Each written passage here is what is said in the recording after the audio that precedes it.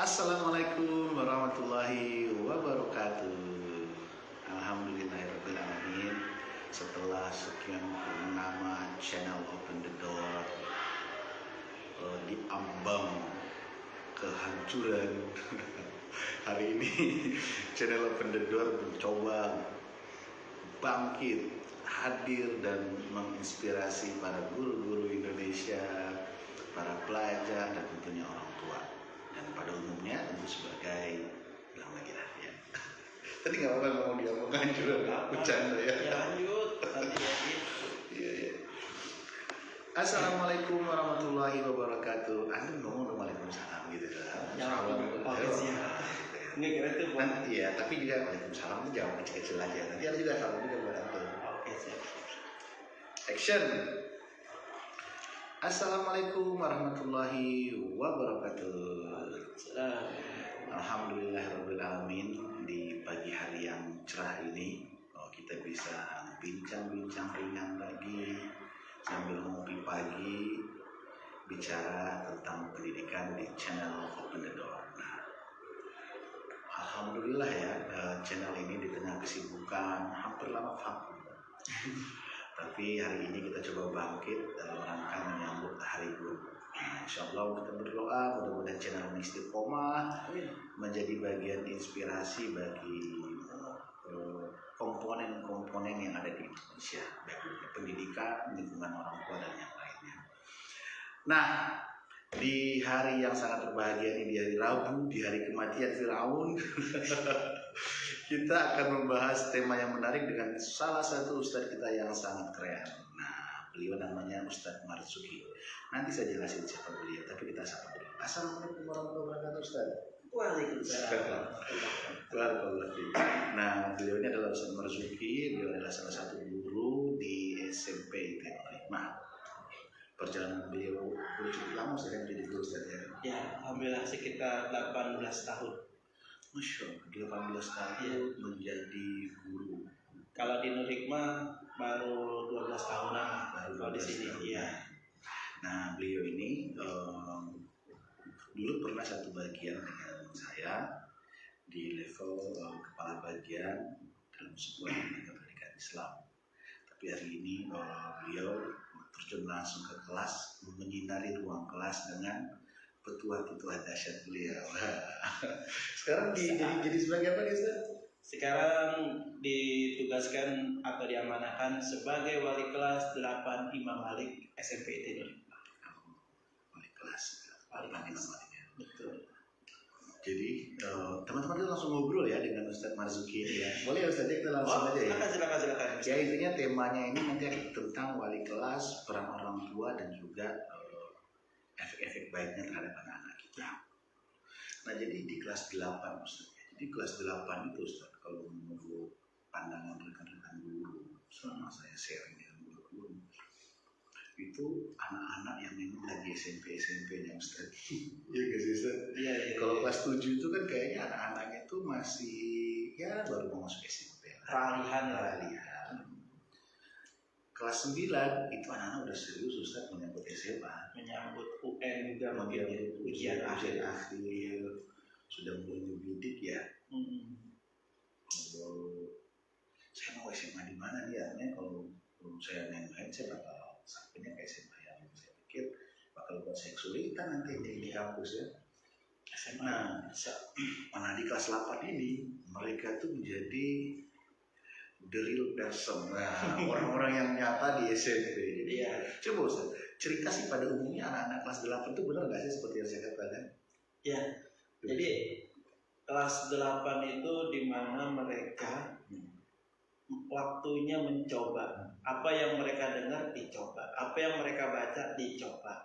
Sehingga kalau kita sebagai guru tidak mendampinginya atau tidak memantaunya, maka yang mereka coba itu hal-hal yang negatif. Makanya disinilah pentingnya guru untuk terus mendampingi apa yang akan mereka coba itu. Dan ini nggak bisa dilepaskan begitu saja, kan? Ya, harus terus diikuti, didampingi. Sehingga nanti apa yang dia coba pun itu hal-hal yang positif, dan kalaupun itu sebuah hal yang negatif, itu akan menjadi hikmah tersendiri buat anak kita. Jadi kita berikan tuh, nah kamu kalau seperti ini akan jadi seperti ini nih. Makanya nanti ke depannya kamu harus meninggalkan yang seperti ini nih. Kayak sekarang itu kan anak tuh mencoba-coba rokok, Ustaz. Nah, iya. Ini kan mungkin mereka ingin mencari pengalaman aja sebenarnya si awalnya gitu, ikut-ikutan. Nah, ini kalau kita tidak dampingi, maka mereka akan merasa ini benar nih, ini bagus nih, ini baik nih. Karena lingkungan mereka mendukung itu misalnya. Padahal yang didukung oleh lingkungan itu tidak selalu hal yang baik pastinya kan. Hal yang negatif pun kalau sudah seperti dibenarkan oleh lingkungan itu jadi sesuatu yang benar. Padahal buat ukuran anak SMP itu masih belum pantas gitu kan. Belum pantas lah. Iya, Masya Allah. Jadi memang kata kuncinya memang anak-anak kelas 8 ini pendampingan ya. Pendampingan, betul. Jadi memang, tapi pendampingan di sini bukan berarti mereka harus dibatasi, tapi diarahkan. Oh iya.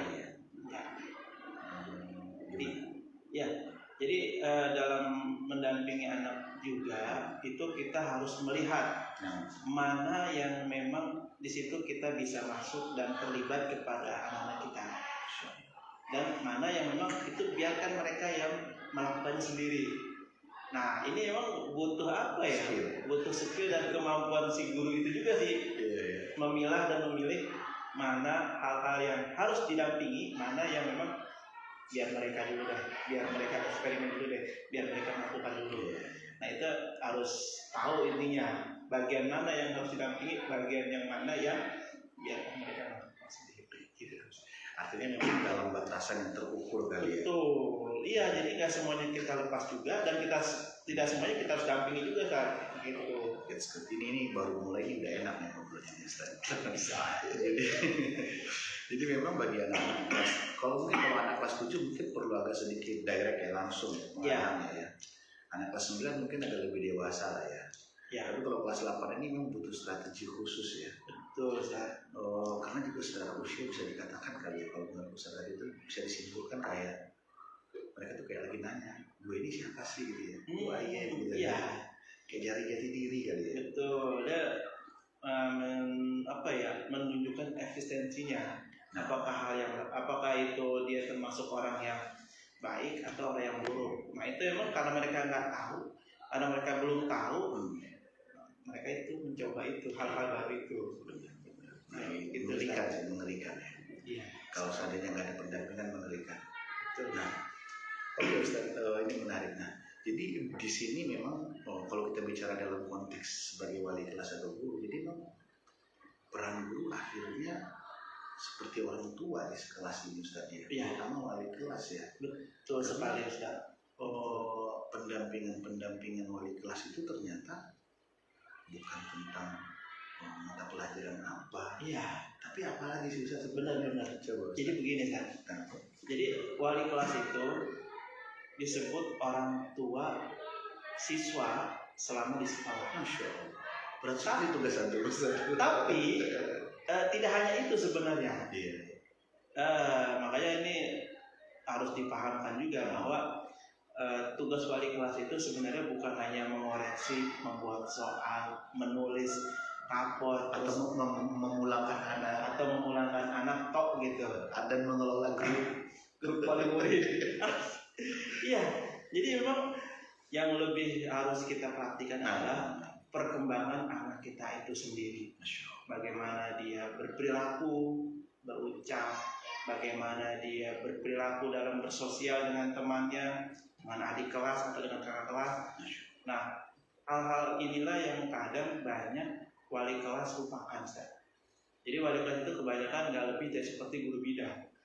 Dia masuk, ngasih pengajaran, selesai, udah dia pergi.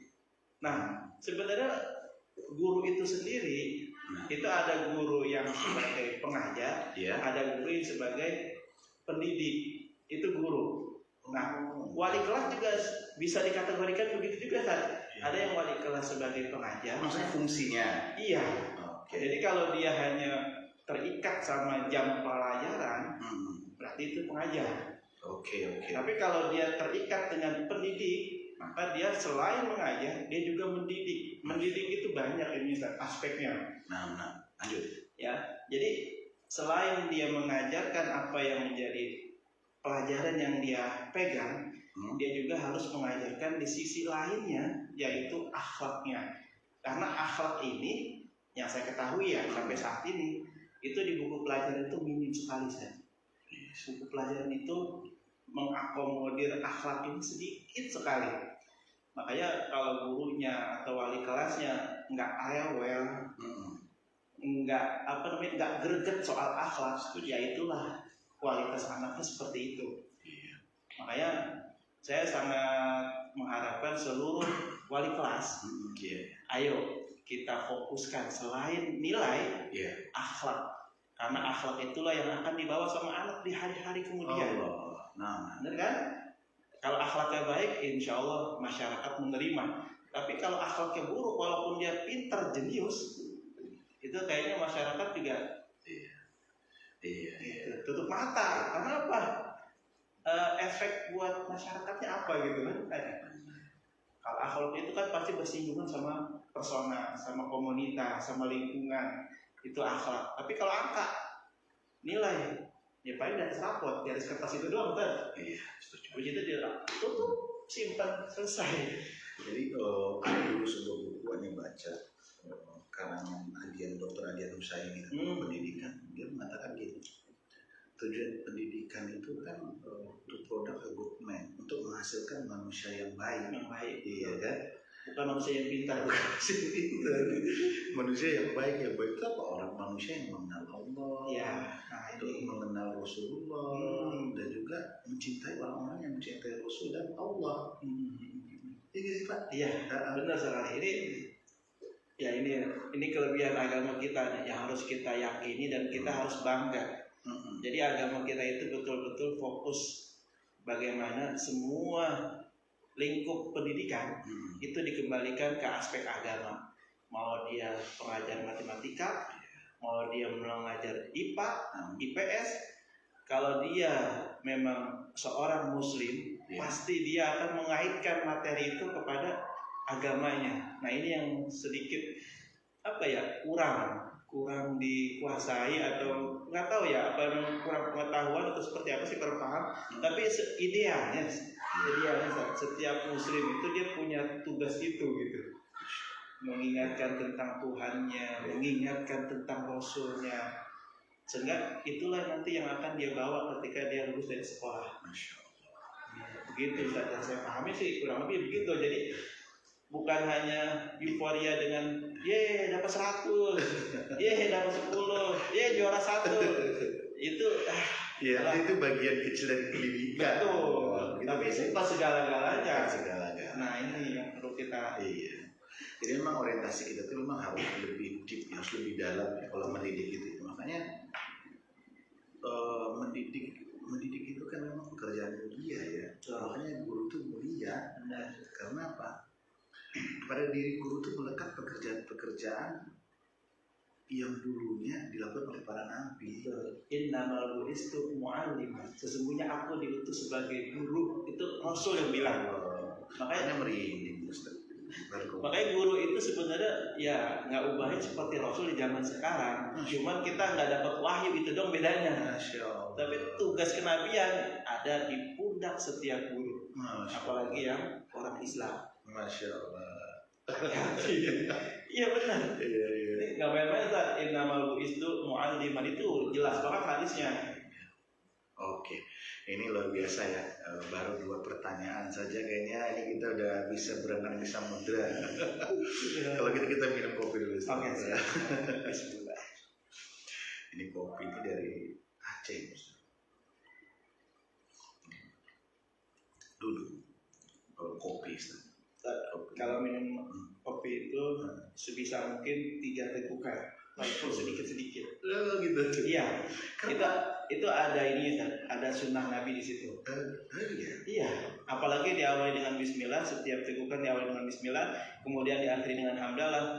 Selama 3 tegukan tadi, maka selama air di dalam perut kita, air itu akan menjaga kita dari berbuat maksiat. Baik kopi ataupun air putih ataupun yang lainnya. 3 tegukan itu sunnah. ketika terbuka. Iya, walaupun seruput-seruput, yang penting 3 kali. Tapi emang kalau kita kayak gitu, kita kayak ngerasain minum ya. Iya. Jadi enak ya. Jadi Enak, pas ternikmati, iya, akhirnya kan. menikmati. Jadi bahkan apalagi tuh, alhamdulillah, masya Allah. Ternyata indah ya. Itu hal yang sebenarnya sepele, tapi kalau nggak ditarik ke dalam agama atau ke nilai sunnah, itu menjadi sia-sia. Jadi ya begitu aja. Nggak ada tadi ngomong soal kopi. Jadi kopi ini dulu justru konsepnya itu dibakar, dihirup. Ya, ulama-ulama dulu ini, iya ulama-ulama dulu ini kopi ini dihirup untuk belajar, Ustaz. Dihirup, dibakar gitu. Terus teknologi berkembang, digunakan para kaum sufi untuk berzikir, untuk seduh gitu. Lama-lama dia berkembang lah kopi ini, dibawa ke negara-negara Eropa dan diolah jauh lebih dahsyat. Tapi sebenarnya ini bagian dari khazanah Islam loh, kopi ini. Saya punya sedikit literasi tentang kopi ya. Jadi nggak apa-apa nih ngomong kopi ini. Nggak apa-apa. Oke. Ini. Jadi ada ungkapan ulama yang mengatakan selama mulut kamu bau kopi, maka di situ malaikat masih menemanimu. Ada ungkapan begitu kan? Ternyata ungkapan ini setelah ditelisik lebih jauh sejarahnya. Kenapa seperti itu? Karena ulama terdahulu itu selalu berzikir ataupun mudzakarah dengan kitab-kitab mereka itu ditemani dengan kopi saja. Iya. Berbeda dengan orang zaman sekarang. Nah, coba gimana? Kalau orang zaman sekarang itu ngopi ya buat kompor-kompor aja saja. Sehingga malaikatnya dari mana datangnya gitu kan? Nggak ada sebab malaikat datang. Masya Allah, jadi memang gitu ya.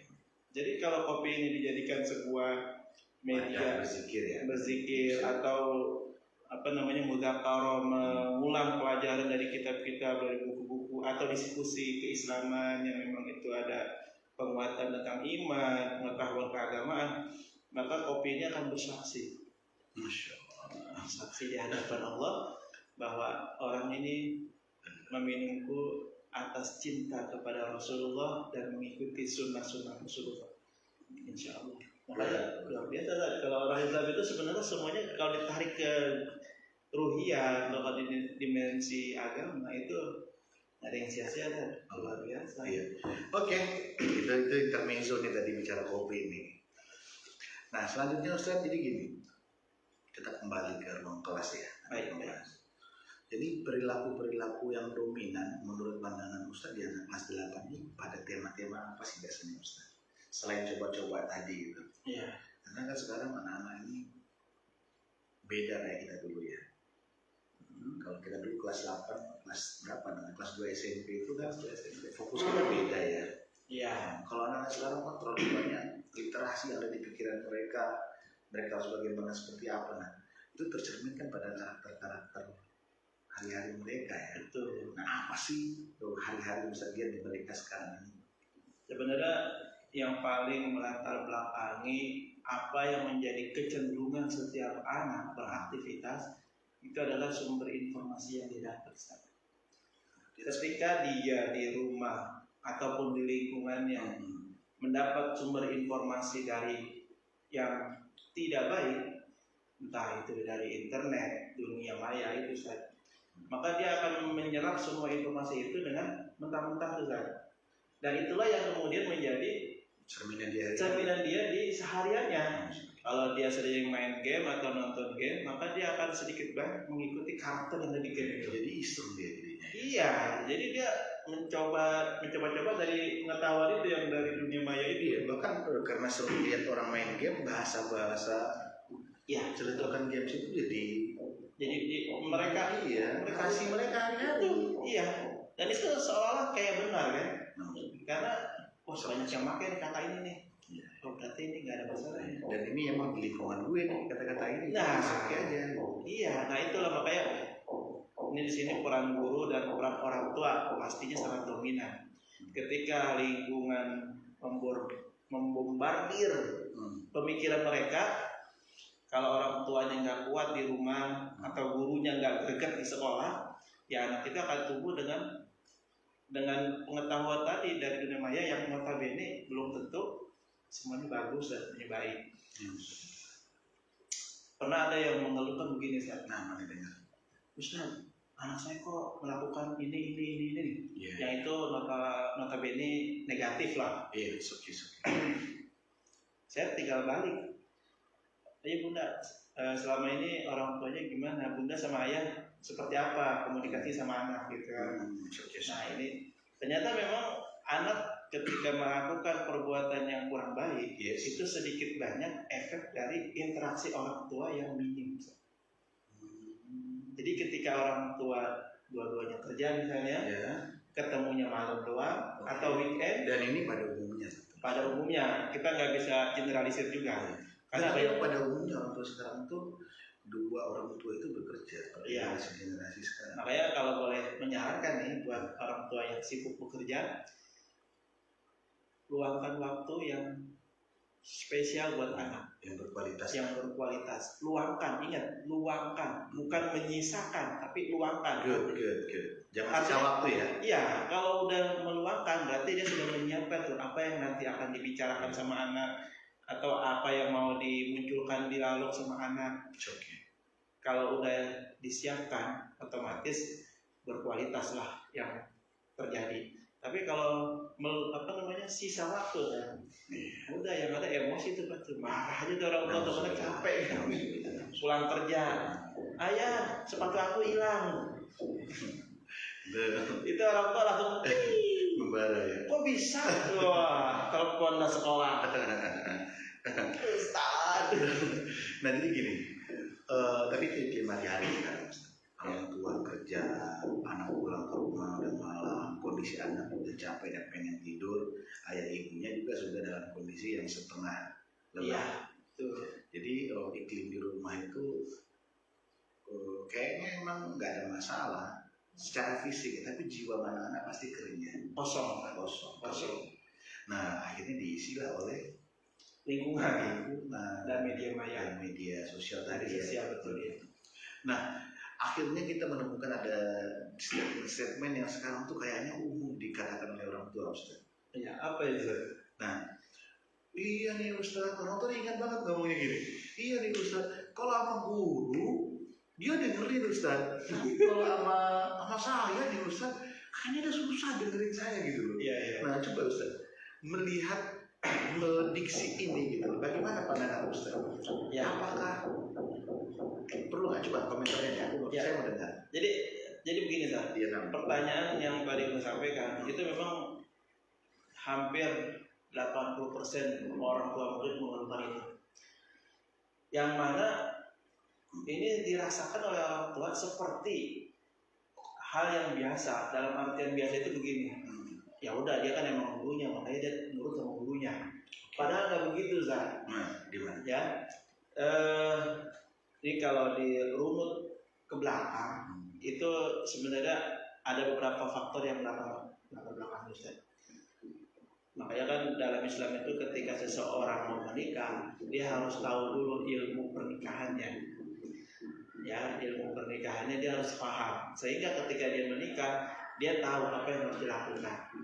Bukan hanya menciptakan generasi selanjutnya, bukan, tapi bagaimana membekali anak yang dia lahirkan dalam sebuah keluarga itu juga berkualitas, siap tempur di masa yang akan datang.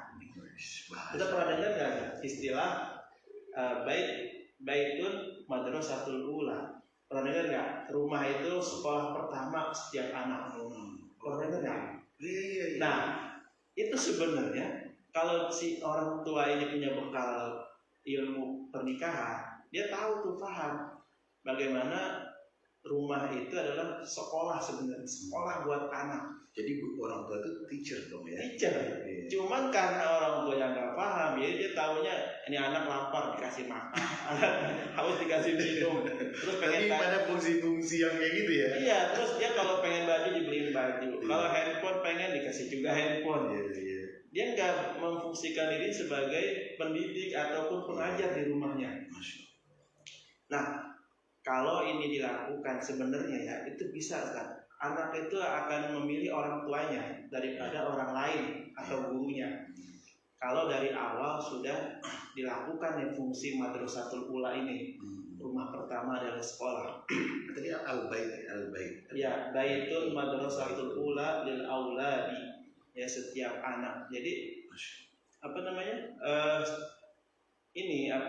Jangan sampai kita putus asa juga dengan kondisi yang sudah terjadi.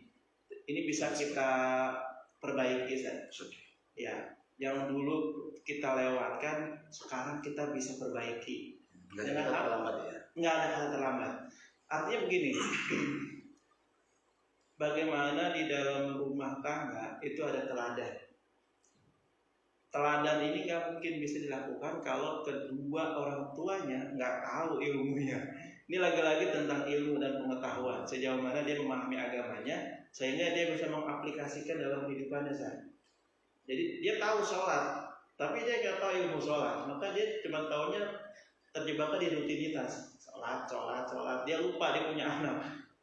Ajarin dong anaknya, ajak dong sholat. Dia tahu Al-Quran. Ayo ajak anak ke baca Quran, ayo perdengarkan, ayo dengarkan. Ya, artinya pengajaran itu bisa dilakukan di rumah Ustaz sebenarnya dengan tahap-tahap yang ya mungkin nggak bisa langsung berat, tapi bertahap lah. Ayo baca 1 ayat, 2 ayat, hafal kalau bisa menghafal. Tapi paling enggak di rumah itu jangan sampai lepas dari Al-Quran. Lepas dari Al-Quran ini minimal di rumah itu ada yang membaca Al-Quran. Syukur-syukur seluruh anggota keluarganya. Karena salah satu indikator keluarga yang sakinah, yang tenang, itu di rumahnya ada Al-Quran dan dibaca di Al-Quran.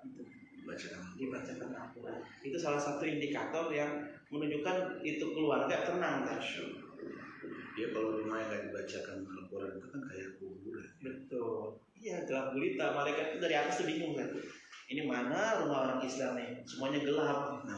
Tapi kalau dibacakan Al-Quran itu bercahaya kan. Bercahaya rumahnya. Malaikat itu ini tadi. Jadi kalau kata Umi itu Umi masih apa nggak tahu saya lupa. Jadi rumah yang dibacakan Al-Quran itu kalau dilihat itu seolah kita kayak melihat bintang di langit gelap gulita. Iya, betul. Ya. Iya, jadi bercahaya dia. Gelap semua, langit gelap. Nah ini makanya memahamkan Al-Quran itu jangan sebatas Quran itu pedoman. Udah berhenti sampai situ. Tapi terus dibaca. Kalau kita mampu membaca, baca. Kalau kita mampunya menghafal, kita hafal. Kalau kita mampunya mengaplikasikan, kita aplikasikan. Intinya berinteraksi. Betul. Jangan sampai Al-Quran sampai berdebu, nggak perlu dibaca. Al-Quran ini jadi apa? Jadi najimat doang. Ya, bacaan. Oke, Ustaz. Jadi kuncinya tadi itu memang sebenarnya izin ini ya. Iya. Mengambil jawaban dari tadi itu adalah kalau ada orang tua bertanya itu sebenarnya perlu dibangun lagi ya. Dibangun dari diri orang tua. Percayaan diri orang tua bahwa rumah itu sebenarnya sekolah pertama bagi anak. Iya. Benar sekali, Ustaz. Dan dia sudah harus memulihkan fungsi dia sebagai teacher atau rumah ya. Bukan hanya sekedar jadi mesin ATM ya. Betul. Jadi gini kan, kalau membayangkan teacher atau guru itu jangan membayangkan pakai dasi, kemeja, pakai sepatu pantopel gitu. Sebenarnya ketika dia mengajarkan hal baru, mengingatkan hal yang terlupa, ataupun memberi teladan hal-hal yang baik, itu juga guru, Ustaz. Dan itu bisa dilakukan di rumah dengan orang tua mengingatkan, dengan orang tua mengajarkan, dengan orang tua menjadi teladan buat anak. Itu fungsi guru berjalan di situ. Dan itulah yang membuat anak akhirnya bangga dengan orang tuanya, percaya sama orang tuanya. Oke, good. Jadi memang konteks kita ini tadi diskusi kita yang sudah berjalan 15 menit tadi lebih kepada mencoba ya menarik peran orang tua ya di kelas juga ya, dan juga mendefinisikan bahwa walas ini adalah bagian dari orang tua mereka di kelas. Di kelas, betul. Anda pengen melanjut ke pertanyaan berikutnya, Ustaz. Kembali ke tema awal. Nah, sebagai wali kelas kan kita juga mengambil peran-peran orang tua ya. Betul. Terutama dalam waktu-waktu yang justru paling produktif mereka. Dari jam 7 sampai jam 4 lah kalau full day school ya. Iya. Itu kan sebenarnya waktu-waktu di mana ini musim ini lagi bagus-bagusnya sebenarnya kalau sebagai sebuah musim. Iya. Dan itu justru jadinya jadi dia pengasuhannya harusnya diolah oleh orang tua, tapi diserahkan kepada sekolah. Dan itu dipegang oleh wali kelas. Betul. Jadi wali kelas ini harusnya harus mumpuni ya secara skill, pengetahuan dan juga secara rohani ya. Iya, betul. Secara rohani. Nah, ini pengen bertanya Ustaz. Bekal-bekal apa sih yang baik yang dimiliki oleh seorang wali kelas? Karena kalau kata Pak Tarmizi tadi, Pak Marzuki tadi izin bahwa peran wali kelas itu gak hanya cuma sekedar mencari nilai. Betul. Kan? Nah, kira-kira bekal apa nih buat sharing ke teman-teman? Ya, baik. Wali kelas. Sebenarnya kita sebenarnya sudah apa ya? Sudah sama tahu Ustaz. Gimana Ustaz? Begini. Ada sebuah ungkapan yang ini dalam sebenarnya. Seorang guru yang dia nggak mau belajar, maka dia sedang melakukan sebuah kezaliman. Guru yang nggak mau belajar, guru itu kan mengajar saja. Nah, guru mengajar kan tugasnya, tapi guru ini nggak mau belajar, maka itu dia sedang melakukan kezaliman. Artinya apa? Selain dia mengajar, selain dia memfungsikan diri sebagai wali kelas, dia juga harus mengupgrade dirinya dengan pengetahuan, dengan skill. Nah, dengan dia melakukan ini, maka dia layak sebagai pengajar. Makanya kan ada yang bilang guru itu atau pengajar yang berhak mengajar adalah yang belajar. Kayaknya gara-gara kasih tadi ambil orang di situ. Nanti lanjutin kita cut dulu ya. Tapi antum di situ aja. Iya.